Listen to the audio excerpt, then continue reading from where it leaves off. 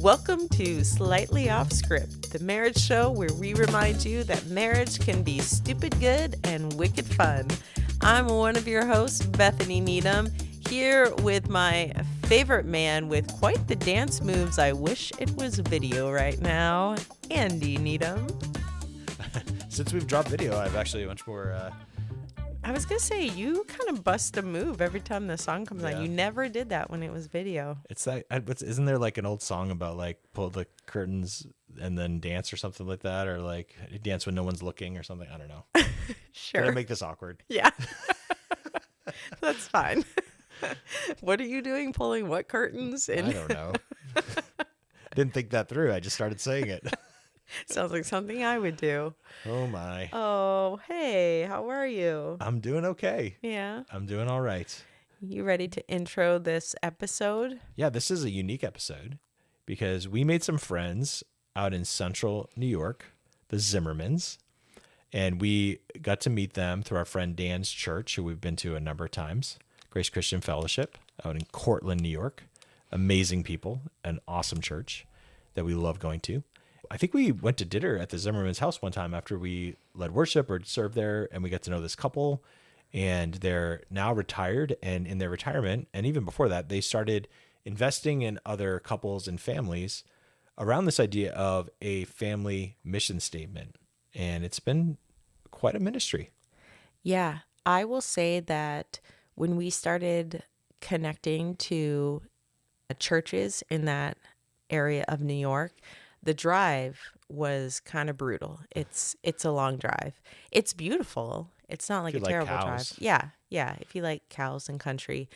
However, hands down, some of the nicest, just really some of our favorite people that we have met in our life all live in this area. And this couple, I remember the Sunday, I think we went to the church and they had everybody to lunch after. And I actually commented to you, I don't know if you remember this, on the way back, how one of the things that stood out to me in this church in terms of hospitality is I didn't realize how long it had been since we had traveled and someone invited us into their home for a meal, that it had become, it's much more common to go to a restaurant, go out to eat, but that, and now granted, some of it is they don't have restaurants out there. They have Burger King. Yeah, but...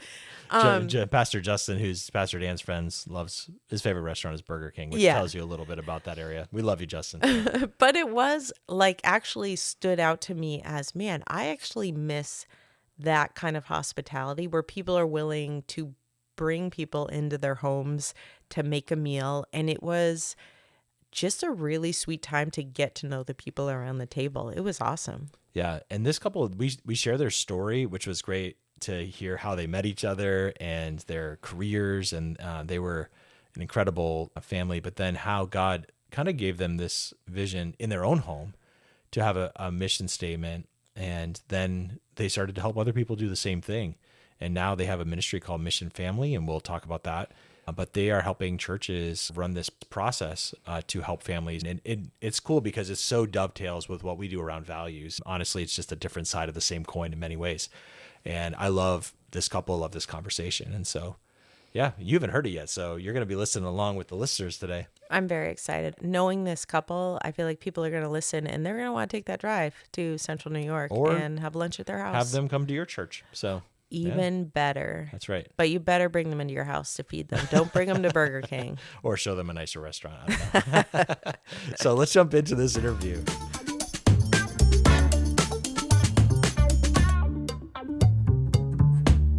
It's my joy and privilege today to welcome Jamie and Joelle Zimmerman, my friends from Central New York. I love your church. I love your pastor, Dan, and I know he's a big fan, so he'll be listening in today. Thank you guys for saying yes to this. Thanks for coming on the Slightly Off Script podcast. Sure.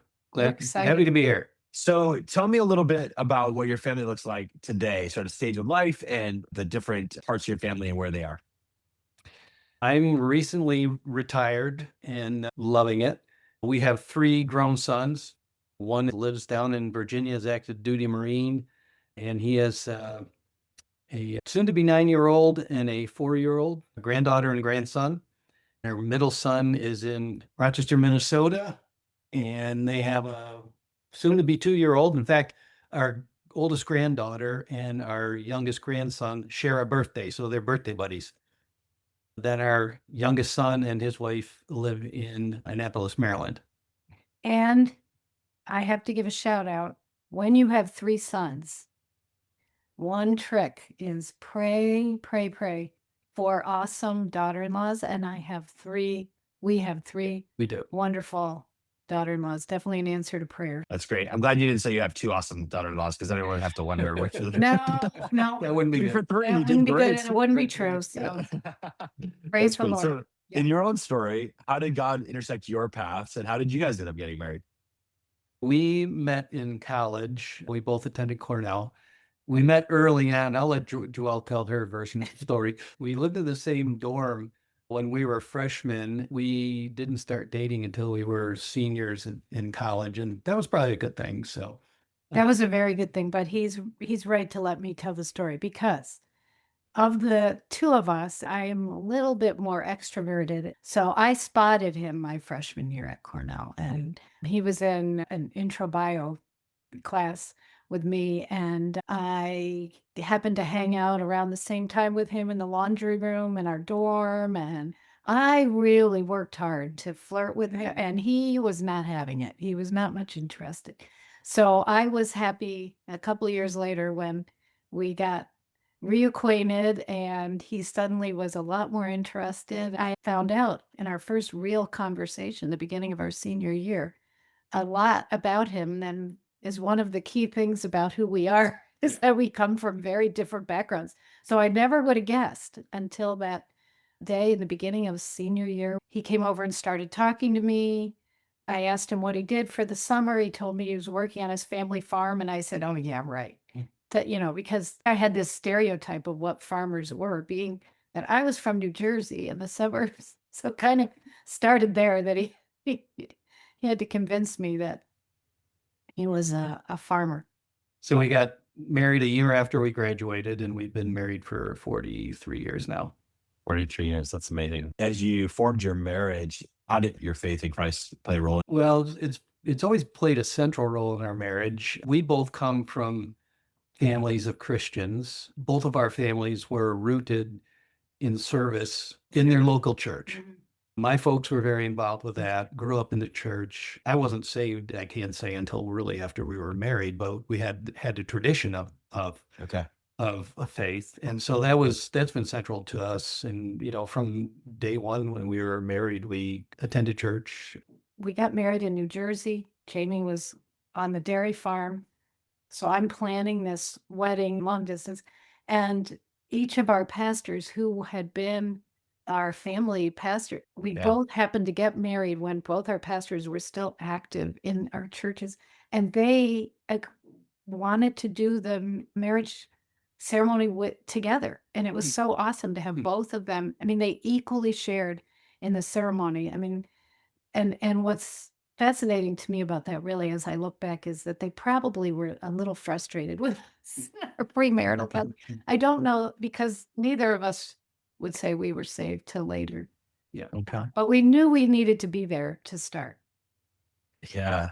To use your farming analogy, it sounds like the soil was soft in your marriage, and there's all the ingredients for faith. Everything was there. Yeah. Did you guys get in terms of actually what you would say is your salvation experience? Was that close in time for both of you, or was it at different times? What did that look like?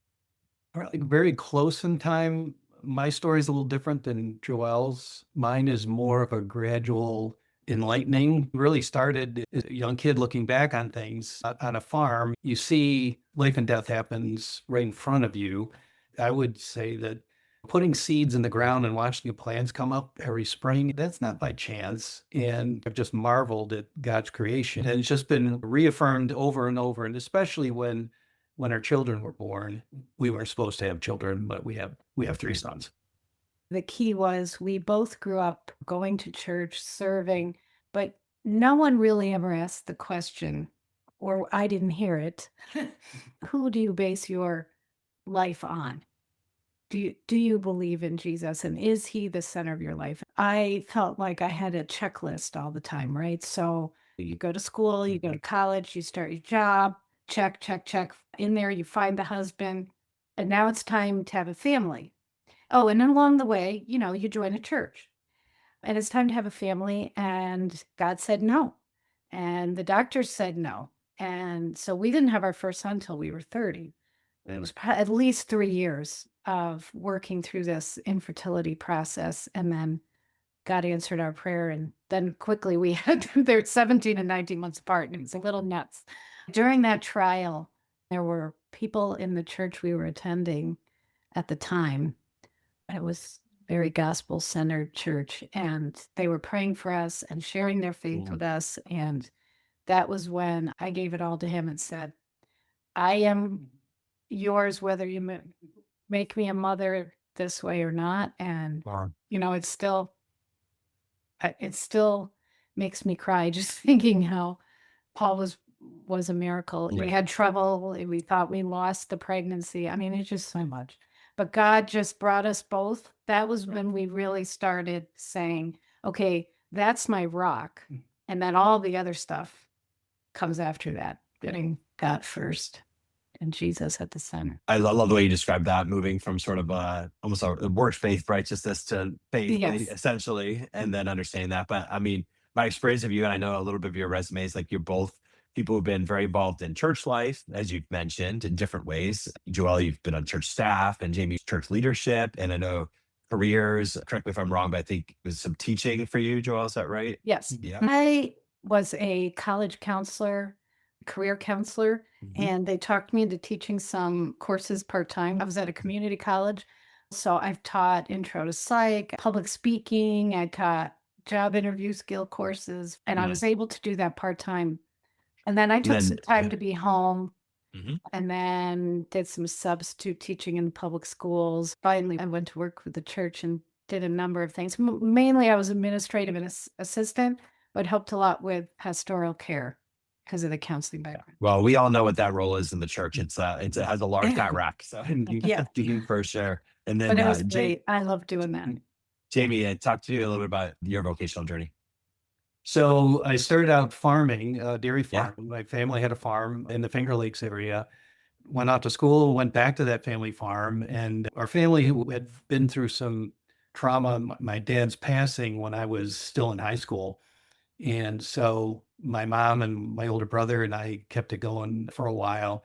It was a sizable farming operation. And this was one of the pivots in our marriage and a focus on our family. I was working just all the time and couldn't see a clear path towards not that intensity of work. And we wanted to have children, and I wanted to play a central role in their lives and be able to participate in activities or whatever that took us. And at that point, we made a conscious decision to move away from the farm. I got involved with the dairy business. I was connected with that already, but I got into the business side with farmer cooperatives and then worked in that for quite a long time. I was fortunate to get my MBA during that period. That kind of sparked this mission family thing.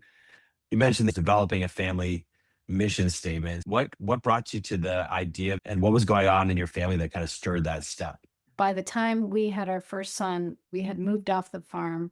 We weren't too far away, but we established a lot of support in a local church, and he was working for this large dairy organization. And then we had our second, and then we had our third, and then he's getting his MBA and he's traveling, and it was just chaos. And then he takes a position within the business, and we had to move again.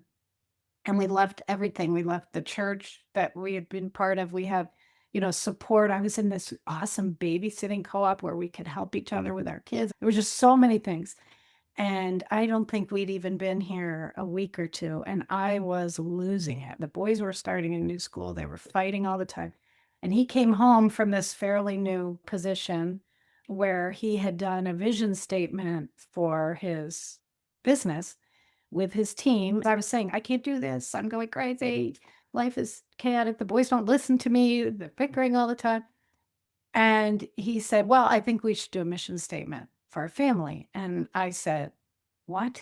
And he wanted to do this mission statement. And I said, we don't need a mission statement. We need rules. I need discipline, and I need you home more. But I ultimately let him lead me through that process. And it was absolutely life-changing for us. I had a lot of great opportunities all along the way in my career of starting some new things and going into new things. Part of that was defining and giving a vision of what is this thing going to be. If we're creating these visions for our businesses or a mission for our business, and the mission statement is held out as where are we going to ultimately be as an organization, and then what we're doing every day should really accrue to the benefit of reaching that mission. You should be able to see what you're doing day to day that leads you towards the accomplishment of that mission. So then I was like, well, if we can do this for business, why can't we do this for our family? To say, well, what's our vision for our family? And then coming back to say, well, what should we be doing right today in order to reach that vision for our family? This was not a new idea. Lots of people have done family mission statements, but it was new for us as a family. So we sat down and put our own family mission statement together in the midst of chaos and started to use that faithfully. So I think the clear question is, what's your family mission statement? Yes. Yeah. And I can read it to you. And one of the things that we tell folks as we take them through the process, we have this 3-part process that we can tell you more about that we developed. But the most important thing for us was we had to like come together, talk through some things. There were some things that bubbled right up to the top, as you've heard, that we have already in common, like our faith. And then there were some things that we struggled over, and we did involve our children to some extent. So it's pretty simple. As members of the Zimmerman family, we will love God and show others his love through our actions. We will follow Jesus' teachings every day. We will be honest and responsible. We will respect others' privacy and points of view. We will work towards becoming self-reliant and independent, but ask for help when needed. We will love one another, work hard together, play together, and nurture individual talents. Now, I can pick a few of those statements and tell you why they were interesting and then how we had to explain them to our boys. But one that really stands out for us, and because this is what really got us through some tough times, was loving one another, working hard together, playing together. You know, there was a lot of bickering. They weren't always respecting each other's privacy. And boys, they were only like 6 and under or 7 and under, but you know, they were very similar in age, and there was just a lot of that going on. So that was helpful. But for us, especially, some key things like he wanted to say, we will work towards being self-reliant and independent. And I was like, no, I do not want that. You are already too independent. You're already too self-reliant. I want to feel needed. And I don't want the boys to think that they can't talk to us. They can't ask us for help. So that's how we we had to hash through some of these things, but it was a really great starting point. And of course, the kids were little.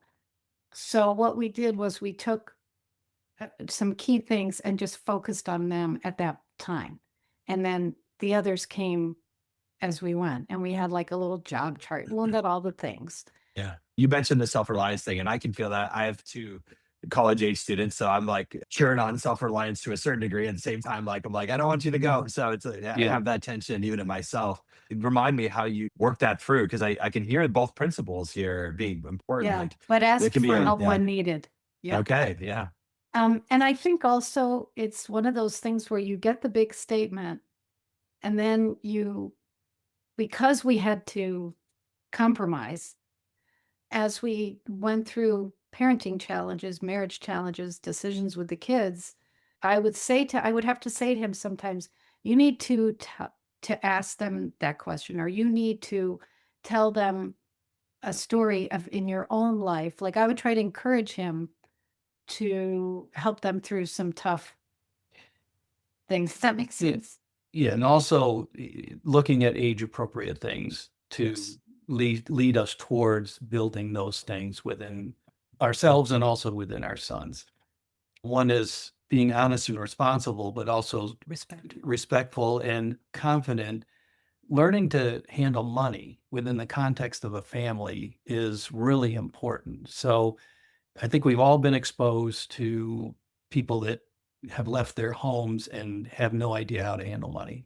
So that's one really practical thing that we started early on with our sons. How do you teach a 5-year-old to handle money? How do you teach a 7, 12-year-old? And how do you teach high schoolers on how to do that? So we would gradually build on those to the point where our sons had their own checking accounts. When they were in high school, they bought their own clothes. They had to have a budget so that when they went off to college, they understood how to do that and how to be independent in that sense, that they and self-reliant, that they knew how to handle money. And I think also, how were we role modeling? So that's where I would be more likely to offer sometimes too much help.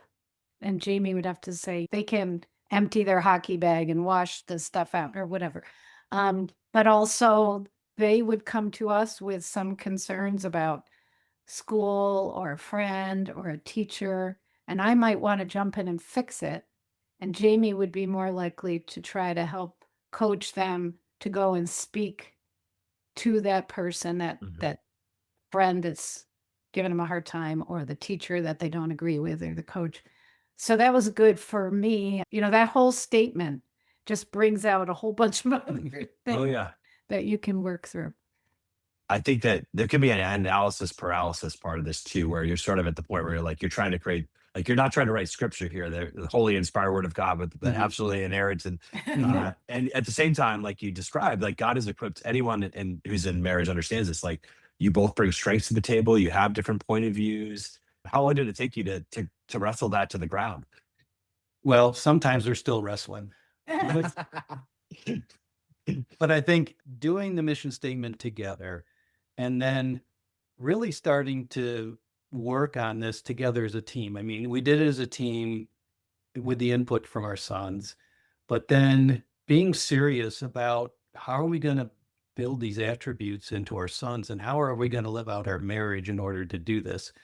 And one of the things that was a spur in all this too. When you come into marriage, things are great, and then you throw kids into the mix, and you throw jobs and work schedules in, and then when they got a new baby, everything's wonderful. But then when they get older, you have to start to discipline and that sort of thing, and you're staring at each other and going, "That's not how we did it in my family." We had that moment many times, and so once we became aligned with the mission statement and once we became aligned on how we were going to do this, it took the pressure off figuring stuff out in the midst of a battle. And so we had these overlaying or broad thoughts that are in our mission statement. They became very specific, or could become very specific. All of this was imperfect. I don't want to be held out that we're experts of some side. We've got God's blessing on this. We had a lot of luck with doing this and good fortune. And we got our knees skinned up on the way through all of this too. But we made a conscious effort to have a weekly meeting, Joelle and I, about how we were doing. And sometimes it was just very logistics, who's going where, who's going to be picked up, so we don't leave one of our sons abandoned someplace. But also it took the form of, okay, who needs which kind of help now, and how are we going to do that? That was really central in how we work this together. But it was, it took some of the pressure off us that we've already decided how we're going to be in a situation or what our focus is going to be. Yeah. I appreciate your description. Whenever we're doing this podcast now, as we're entering into a new phase of parenting where we don't have young children at home, like I'm always thinking of like the sort of fog of war that is that sort of whole era. It's the best of times, but at the same time, it's like every day is just like we fall into bed exhausted. But what you're describing is that still exists, but you've created something that is sort of your anchoring. Your marriage is centered on Christ, but this is sort of how we're going to live that out together. And it's a really beautiful and powerful thing. But that is now something that you have started and honestly helped a lot of families with. How did it go from something that the Zimmerman family holds to something that you're now equipping and helping other people to realize? So 15 years ago, our senior pastor came to us and said he wanted us to teach a connections group. That's what we call them at our church. And we were just getting new at that. We hadn't had a recent history of doing adult Sunday school. And so we said, okay, what do you want us to teach? And he said, I don't care. And so we thought, okay, we'll get a video series or do something like that. And we discussed it a bit. Well, and I was, just to interrupt real Mhm. quick, as I usually do, I have been involved with MomCo or MOPS for, I don't know, 2006, 2007 at the church. And so I said, well, maybe we could do something on parenting because I was already doing some stuff. And that's when Jamie said, why don't we teach people how to create and use a mission statement? And I was like, well, what, that'll take what, a meeting or two? Like how, and what are we going to do? And we, we've been using it, but we didn't really know how to teach it. And I absolutely 100% believe that God gave Jamie this vision of not just a mission statement, but now how to take the mission statement and the creation of it in this 3-part process.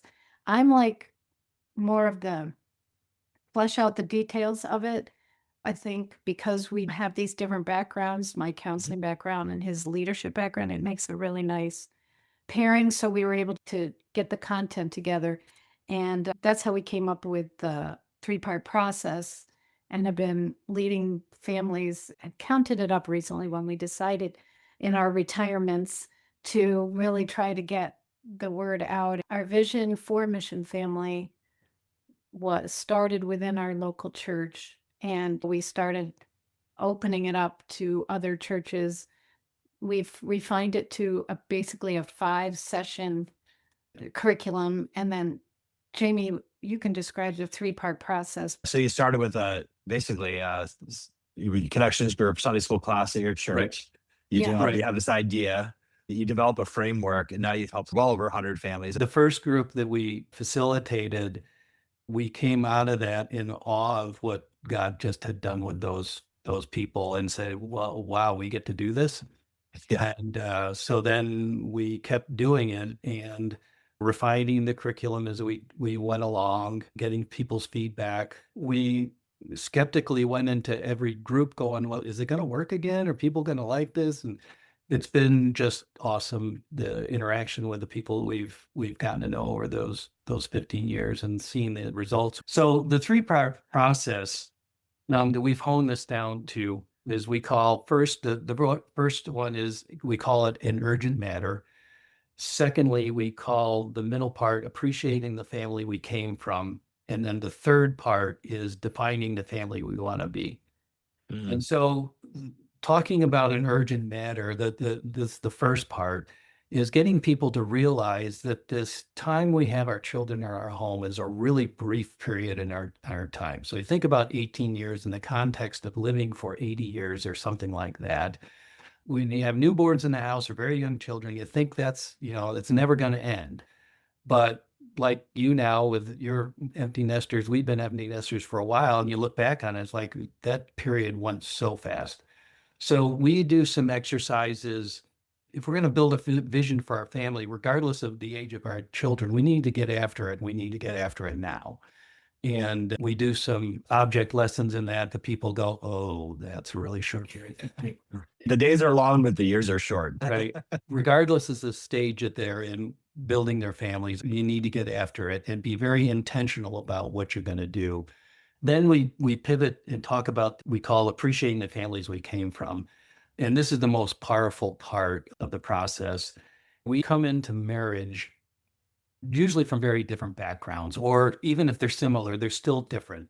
The families that we grew up in have just this grip on us for our entire lives. We didn't choose the families that we were born into, but we come out of that and build new relationships with our new family in marriage.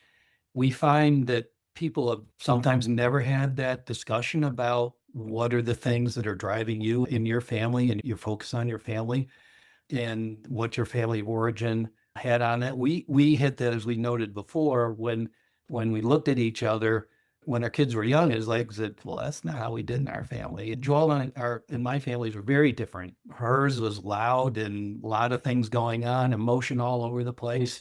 And as you can imagine, You're out in the field with the cows. So. yeah, I was out in the field with the cows, and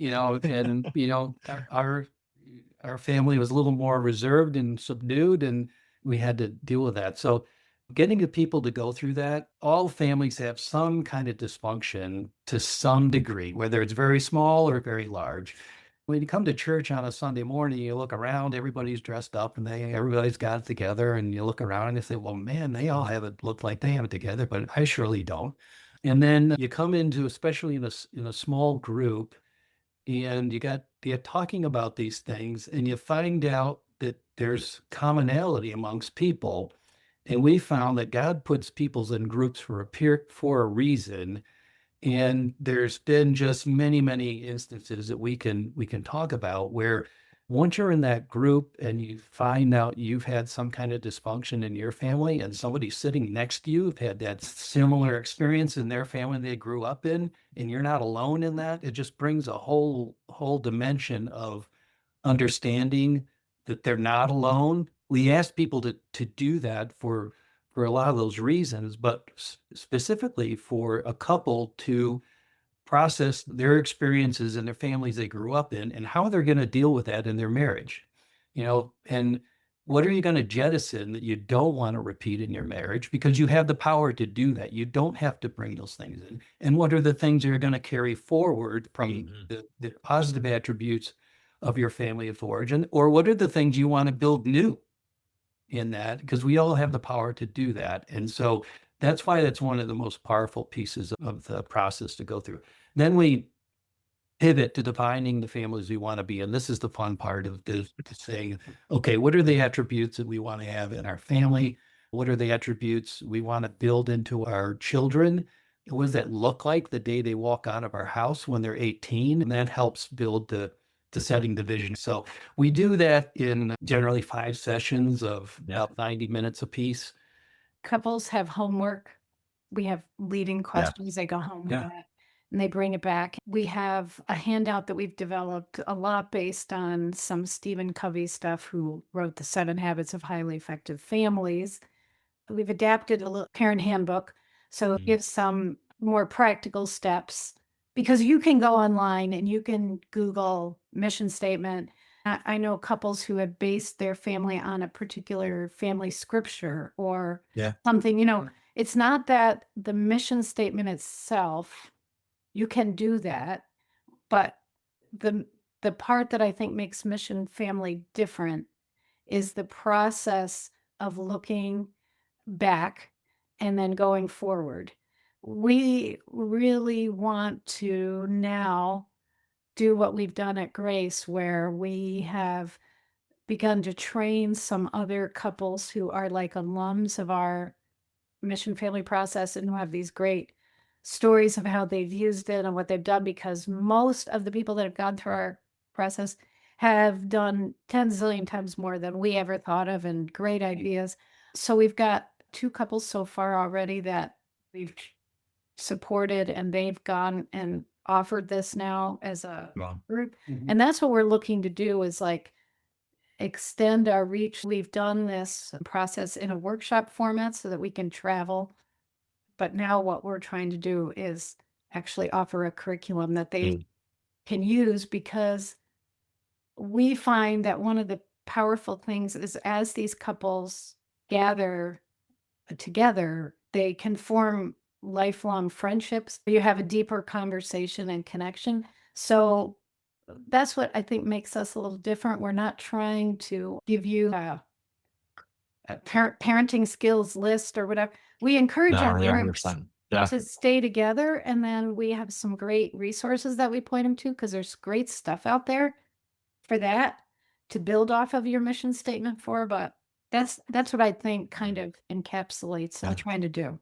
Well, a couple things that stand out. One, I love the framework of it and the way you kind of walk people through that. It's brilliant. I love the fact that this is really more about who you're going to be and become. Your mission is that, the being and becoming, and the doing flows out of that. And that's very much how we should live as people of faith, right? We should live out the fruit of the Spirit, and then our actions follow as we follow Christ. So that's, I see the gospel at play in this. And then you also give people a wide canvas. When we last saw each other, we were at an event together, and you had a table there, and you were showing me all the different examples. This is not like, that's not like the Zimmermans mission statement. You have principles that sort of build the playing field that people are going to play on. But then the creativity of families, because of how unique they are, because of their histories, that all comes to play in this as well, which is really great. So you've now formalized this, though, as you've gone from small group at a church to leading dozens, now hundreds of families through this, starting to equip others, and now this mission family. You have a website, you have an organization. That's sort of been one of your passion projects here in this phase of life. My understanding is you're trying to equip others to carry this forward. So how do people do that? If this is of interest to them, how can they go from hearing a podcast to engaging with you, with the ministry of mission family, to maybe taking something like this into their church? Yeah, they can go to mission-family.org, which is our website. We have links to our Instagram and Facebook page, but on the website, there's a contact form, so you can reach out to us. Yeah. We're happy to travel and help other people take what we're doing and take it to others. Yeah. And the gift of where you are too is you guys have helped, small churches, larger, it's not, this is not like a big church thing. It's all really, if you have a family, this is something that applies to you. And again, what I love, and when we talked the last time we saw each other, we were talking about our marriage values in a breakout. It's like, these things exist, that you have an operating system for your marriage, for your family. But if you're not intentional about defining it and putting language around it, which you guys have done so brilliantly, it becomes such a better gift and a much better way to run your home and your marriage and your family when you work out and give yourself language. And because we all will have those conflicts, all those things, the ups and downs of life, the twists and turns, the loss of a job, the medical issue that comes up. And these are the types of gifts that when you work on them, like, will be part of God's grace in meeting you in those moments. Jamie, Joelle, it's mission-family.org. Family.org. Yep. mission-family.org. And I hope a lot of people will connect with you. Thank you guys. And I look forward to connecting again, hopefully in person and rather than over Zoom. But it's always a joy to get to see you guys. So God Thank bless you so much. Thanks, for Andy. being able-